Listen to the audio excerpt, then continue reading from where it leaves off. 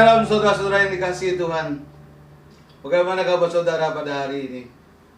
Saya harap saudara masih bersuka cita di dalam Tuhan, karena kasih setia Tuhan itu kekal untuk selama-lamanya, selalu baru setiap pagi. Itulah kasih setia Tuhan kepada kita. Walaupun banyak masalah yang menghantui negeri ini, tapi saya percaya saudara ada dalam lindungan kasih daripada Tuhan. Seperti dikatakan di dalam Mazmur pasal 89 ayat 25, kesetiaanku dan kasihku menyertai dia, dan oleh karena namaku tanduknya akan meninggi. Inilah firman Tuhan yang ditulis di dalam Mazmur Daud pasal 89 ayat yang ke-25. Jadi di dalam ayat ini saudara, ada dua kata yang menarik perhatian saya, yaitu kesetiaanku. Kesetiaan itu dalam bahasa aslinya, bahasa Ibrani dikatakan emunah. Ya, emunah. Dan kasihku, kasih dalam bahasa Ibrani dikatakan keset. Jadi artinya kasih Tuhan itu adalah kesetiaan, dan kasih itu tidak bisa dipisahkan. Karena kasih Tuhan itu adalah kesetiaan Tuhan kepada kita. Ya, saudara ya, apabila kita melihat di dalam Mazmur 103 ayat 17 dikatakan, tetapi kasih setia Tuhan dari selamanya sampai selama-lamanya atas orang-orang yang takut akan Dia, dan keadilannya bagi anak cucu. Artinya apa saudara? Artinya kesetiaan Tuhan itu berlaku bagi umat yang takut akan Dia. Apa itu takut akan Dia, saudara? Takut akan Dia adalah umat Tuhan yang selalu memegang firman Tuhan. Dan dikatakan juga keadilannya bagi anak cucu. Jadi kesetiaan Tuhan itu bukan hanya sebatas sampai kita saja, tetapi anak cucu kita juga akan mengalami kasih setia daripada Tuhan. Ya saudara ya, hari ini tema daripada firman Tuhan adalah kasih setia Tuhan. Apa itu artinya kasih setia? Kasih setia di dalam Mazmur 89 ayat 29 dikatakan, aku akan memelihara kasih setiaku bagi dia untuk selama-lamanya, dan perjanjianku teguh bagi dia. Jadi kasih setia Tuhan itu diteguhkan oleh sebuah perjanjian saudara. Ya, perjanjian Allah kepada Abraham, perjanjian Allah kepada Daud. Ya, jadi diteguhkan oleh sebuah perjanjian. Artinya kasih setia Tuhan itu tidak akan diingkari, karena ada perjanjiannya. Ya, kalau manusia bilang aku sayang kamu, aku mengasihi kamu, hari ini besok bisa berubah, saudara. Ya, tetapi kasih setia Tuhan itu adalah dari selamanya sampai selama-lamanya, bahkan sampai anak cucu kita, dan diteguhkan oleh sebuah perjanjian, saudara. Jadi tidak main-main ini, saudara. Ya, kasih setia Tuhan itu diteguhkan dengan sebuah perjanjian. Dan Allah bukanlah manusia sehingga ia berdusta. Ya, masakan sudah berjanji dan tidak menepatinya. Itulah Allah kita. Allah kita adalah Allah yang menepati janji-janjinya. Kemudian kalau kita melihat, ya, kasih Allah itu setia melekat pada perjanjiannya. Kalau kita melihat dalam 1 Tawarik pasal 17 ayat 13 dikatakan kasih Allah sebagai Bapa. Aku Tuhan akan menjadi bapaknya, dan ia, keturunan Daud, akan menjadi anakku. Tetapi kasih setiaku tidak akan kuhilangkan daripadanya, seperti yang kuhilangkan daripada orang yang mendahului engkau. Jadi di dalam kitab 1 Tawarik, 1 Raja-Raja, 2 Raja-Raja, di situ dikatakan bahwa Allah, kasih Allah itu seperti kasih bapa kepada anak. Ya, saudara, kasih bapa kepada anaknya. Jadi kasih bapa kepada anaknya itu ya tidak akan habis-habisnya. Ya, sampai kapanpun. Kalau saudara punya anak, ya, anak itu sudah menikah, tetap saja saudara ngurusi anak saudara. Habis anaknya selesai, cucunya lagi saudara. Jadi seperti itulah kasih Allah kepada kita, sampai anak cucu kita. Ya. Kalau kita melihat di dalam kitab 2 Raja-Raja juga dikatakan, aku akan memagari kota ini untuk menyelamatkannya, dan oleh karena aku dan oleh karena Daud hambaku, dan seterusnya dan seterusnya. Jadi kalau saudara ada dalam kasih Tuhan, Tuhan akan memagari saudara dari pandemi ini, dari resesi ekonomi ini.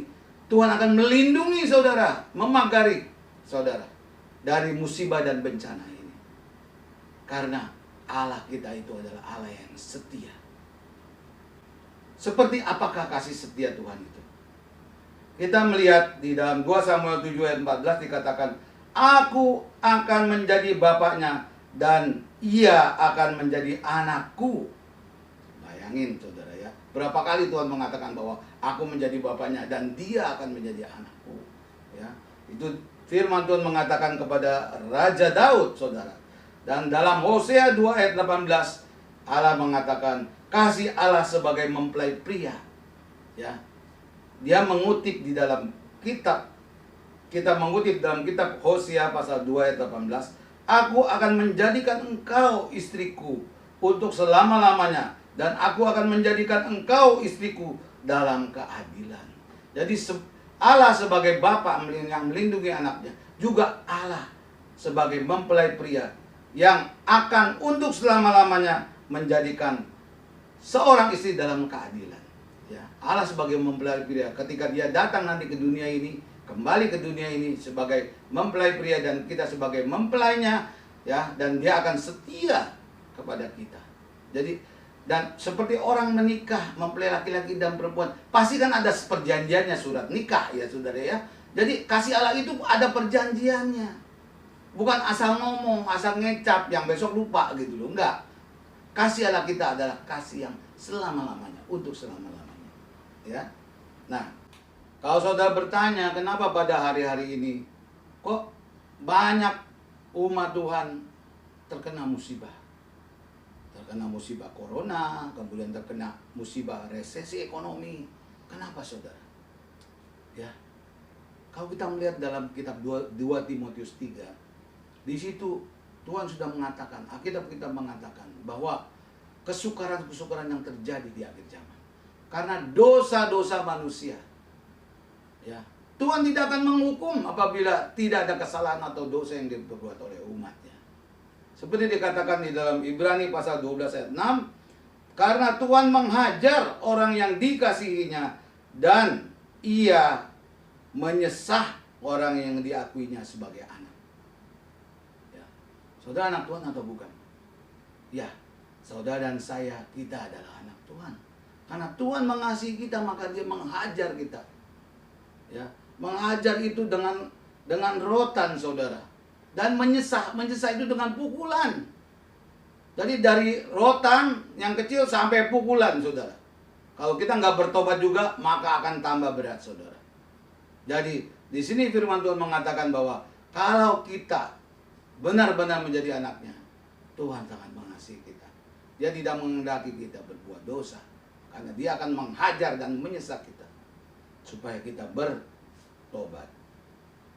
Siapakah anak-anak Allah? Apakah kita sudah bilang bahwa kita ini anak-anak Allah?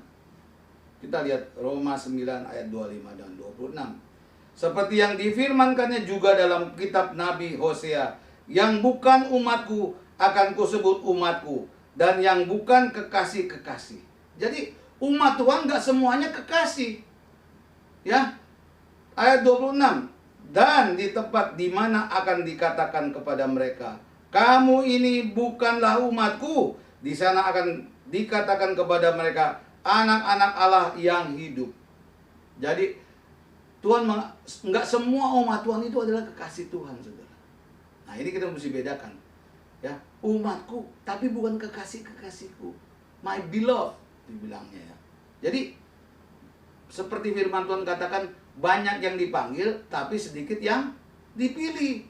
Sama seperti ini saudara, umatku tapi bukan kekasihku, dibilang. Ya, jadi siapa yang mau jadi kekasih Tuhan? Saya lihat banyak tangan yang terangkat. Kita semua mau jadi kekasih Tuhan.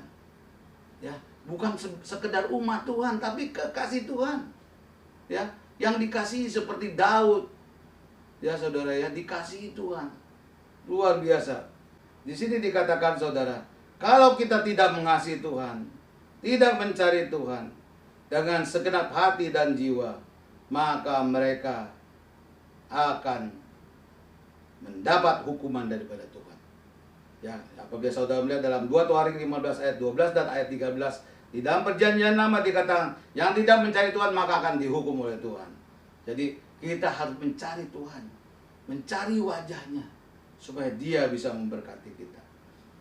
Hasrat Tuhan kepada anak-anaknya seperti dikatakan di dalam Yeremia 32 ayat 41. Tuhan bergirang karena Ia berbuat baik kepada umatnya, kepada anak-anaknya. Tuhan itu girang kalau bisa berbuat baik kepada kita, saudara.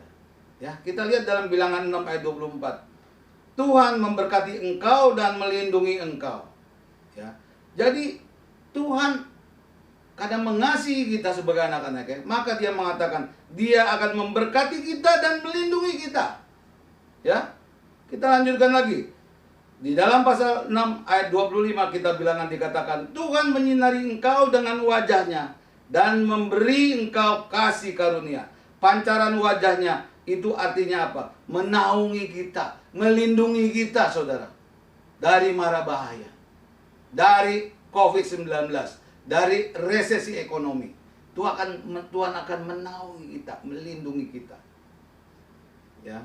Kemudian di ayat yang ke-26 dikatakan, Tuhan menghadapkan wajahnya kepadamu dan memberi engkau damai sejahtera.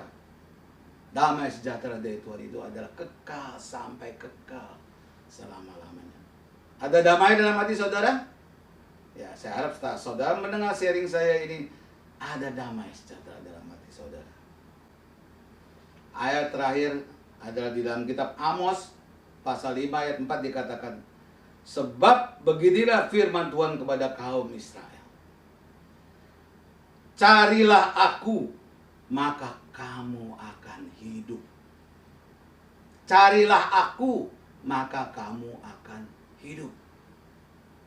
Ya, dalam situasi yang kesesakan seperti sekarang ini, saudara. Uang terbatas, tidak bisa cari uang tapi buang uang, saudara. Ya. Orang-orang bukan mencari Tuhan tapi mencari alkes, saudara, ya. Mencari alat proteksi diri, mencari masker, di mana yang jual masker paling bagus, ya. Kemudian cari rumah sakit, kalau sakit datangnya ke rumah sakit mana. Tapi Tuhan mengatakan di dalam kitab Amos ayat pasal 5 ayat 4, sebab beginilah firman Tuhan kepada kaum Israel. Carilah aku, maka kamu akan hidup. Barang siapa mengasihi nyawanya, ia akan kehilangan nyawanya. Ya, hati-hati saudara, carilah Tuhan, maka kamu akan hidup. Ya, demikian firman Tuhan pada hari ini. Ya, Tuhan Yesus memberkati saudara. Amin. Siapakah aku ini?